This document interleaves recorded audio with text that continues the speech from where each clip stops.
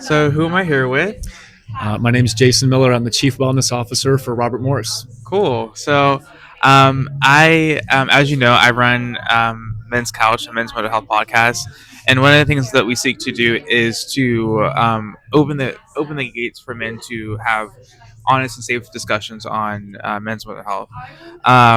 So, my question today is, and in your like experience with men or just like maybe your friends, what do you find is like most beneficial in regards to talking about mental health? Do you feel that like men benefit from doing it?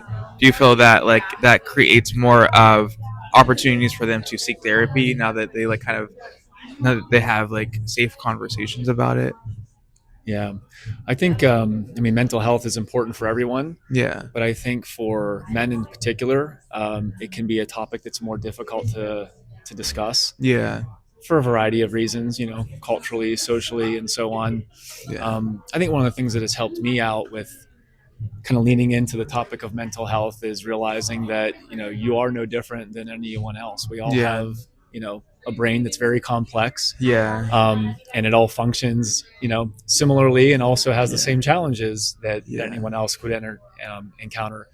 Mhm. um, I think one of the things with men in particular is like sometimes we put on this front like we have to be the tough person and always kind of Yeah. power through, and that can actually have like a reverse effect for us where if you're struggling, you're struggling. Yeah. And so the first thing is knowing that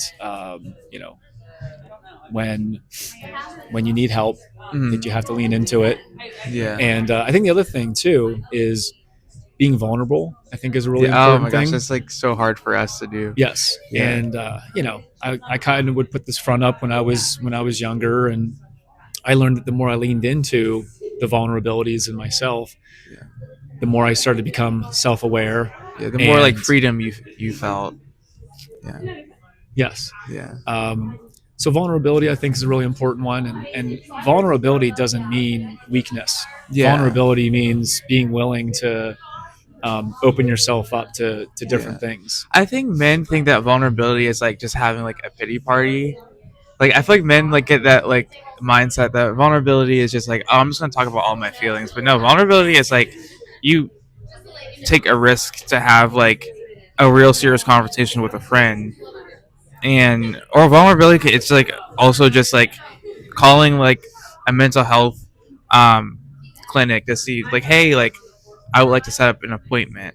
I feel like that's vulnerability. Yes, and I think the last piece too. So when we talked about like seeking help whenever you need it, and Yeah. there's different ways to do that. The vulnerability piece of it, but then there's also this idea of like you've heard of like healthy mind, healthy body, right? So Yeah. the most obvious example is like getting daily exercise. It's just good for your body all around. But Mm. how often do we actually think about like training the brain like a muscle? And there's Yeah. different things that you can do in terms of like managing your emotions, or just being more aware of like the things that maybe trigger us, right? Yeah. I So don't think. Yeah. conditioning our minds just the way that we condition our body, I think, is really important as well. Yeah. I feel like men are good at like conditioning their bodies, but like when it comes to the mind, I feel like we just need more like equipping with that. Yeah. Equipment with that. Like equipping, Oh, like equipping. like Yeah, just yeah, whether it be like from therapists or like from other like professionals. yeah. But, What are things that you found to be kind of helpful with like training the brain and equipping so yourself? just I'm a big reader, so like just reading different perspectives from different authors has helped me to think differently about a lot of things. My friends, um, being like inserting myself in community has helped me to like, because I feel like if you're like isolated, you're like prone to like a lot of thinking like negatively and Mm. like having like certain narratives or agreements about yourself and about the world. But like if you like put yourself out there and you kind of like have someone else like kind of talk to you, or like you hear different perspectives, you're able to say like, okay, this is not actually true, like there's like more to life. Absolutely. And Yeah. hearing you talk about like friends is a really important piece, because like strong social connection is probably one of the biggest things that we can do to help out our well-being. Yeah. We all know what Yeah. it feels like to kind of feel lonely and by Yeah. ourselves and everything. And, so the strong social connection helps us in those hard times, but it also helps us like build a foundation of support that, Yeah.